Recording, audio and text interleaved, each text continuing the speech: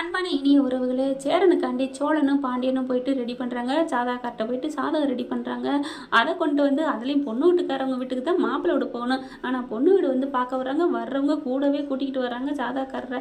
அவர் பார்த்துப்பட்டு இந்த ஜாதகக்காரருக்கு எந்த பொண்ணுமே வீட்டில் தங்காது அப்படின்னு ஒரு குண்டை தூக்கி போட்டு அப்படியே ஆடி போகிறாங்க. அவர் லெட்டர் எழுதி வச்சுட்டு போயிடுறாருங்க. எல்லாரும் அங்கே எங்கேன்னு தேடுறாங்க, எங்கேயுமே கிடைக்கல. ஐயோ, அண்ணன் இல்லாமல் என்னால் முடியவே முடியாது அப்படின்னு சொல்லி எல்லாம் ஃபீல் பண்ணிவிட்டு ஒவ்வொரு இடமா அலைகிறாங்க. அதுக்கப்புறம் அந்த சந்தாயா வீட்டுக்கும் போகிறாங்க. என்னாச்சு அப்படின்னு கேட்கல.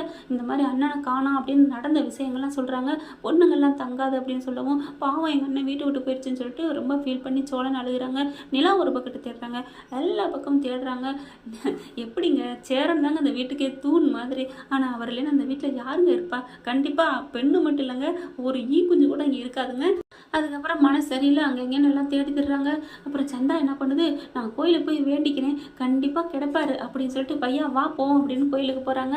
சாமி கும்பிட்டுக்கிட்டு இருக்காங்க. கரெக்டாக கும்பிட்டுட்டு இப்படி வளம் வந்துட்டு இருக்காங்க. பார்க்குறாங்களா, பார்த்தா கரெக்டாக சேரன் இங்கே படுத்த வாக்கில் ஒரு கணிச்சு படுத்துருக்காரு. இங்கே பாரு, சேரன் மாதிரி இருக்குது, பையா பையா அப்படின்னு கூப்பிட்றாங்க. ஓடி வந்து பார்க்குறாங்க. பையா அப்படின்னா திரும்பினா சேரன். என்ன பையா எப்படி வந்துட்டீங்க அப்படிங்கிற ரொம்ப மயக்கத்தில் இருக்காரு.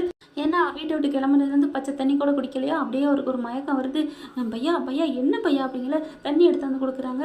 ஏன் பையா இப்படி வந்துட்டீங்க அப்படின்னு ரெண்டு பேரும் அழுக.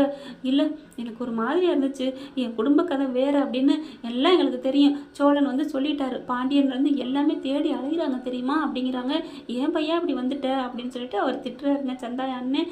இல்லைப்பா, எனக்கு பிடிக்கல தெரியுமா, என்னப்பா வாழ்க்கை, என் பிள்ளைங்க என் தம்பிகளுக்கு நான் இருக்கிறது இடைஞ்சல்னா நான் ஏப்பா இருக்கணும், நான் உயிரை கூட விடுக்க ரெடிப்பா அப்படிங்கிறாரு.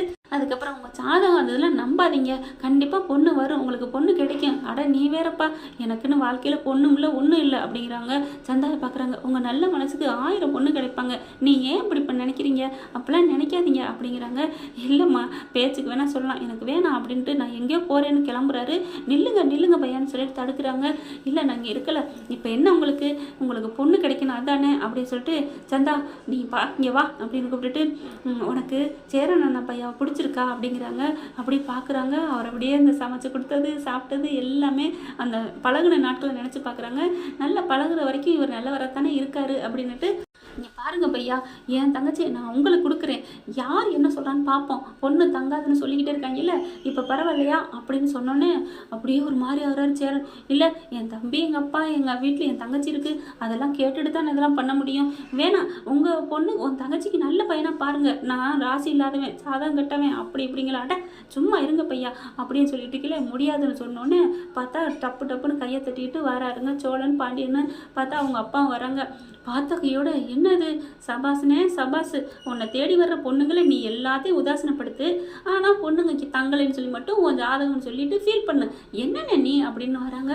டே சோழா, நீங்கள் எப்படிரா, அப்பா பாண்டியா அப்படிங்கிற நிலாவும் வந்துடுறாங்க, பல்லவன் எல்லாரும் வந்துடுறாங்க, எப்படிரா அப்படிங்கிறாங்க.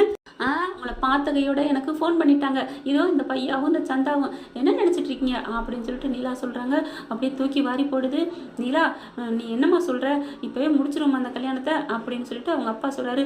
ஐயோ சத்தியமாக நான் சொல்கிறேன், இது மாதிரி ஒரு வாய்ப்பு கிடைக்கவே கிடைக்காது, என்ன நீங்கள் நினச்சிட்டு இருக்கீங்க அப்படின்ட்டு. சோழா, இதுதான் கரெக்டானது, நம்ம அண்ணனுக்கு அந்த வீட்டுக்குள்ளே போனால் பொண்ணோட தான் போகணும், பொண்ணு ரெடி, பொண்ணோட அண்ணன் சம்மதம், இதை விட என்ன வேணும் அப்படிங்கிறாங்க. சந்தாவுக்கு சந்தோஷம். சேரன் பார்க்குறாரு சந்தாவை. பொண்ணு நல்லா தான் இருக்குது, ஆனால் அண்ணா சும்மா இருந்தேன், லட்டு மாதிரி அண்ணி இருக்காங்க, அண்ணி நீங்கள் கவலையப்படாதீங்க, நாங்கள் இருக்கோம், உங்களை நல்லா பார்த்துக்குருவோம், பிடிச்சிருக்கா எங்கள் அண்ணனை, பிடிச்சிருக்கு அப்படிங்கிறாங்க. அதுக்கப்புறம் பார்க்குறாரு உங்கள் அப்பன். பார்த்துட்டு போய் தாலி எடுத்துகிட்டு வாங்கடா அப்படின்னு சொன்னோன்னா, அங்கே அம்மன் கழுத்தில் இருக்கு இல்லையா, அங்கே தான் எடுக்குமே ரெடிமேடாக எடுத்துகிட்டு வந்து கொடுக்குறாங்க.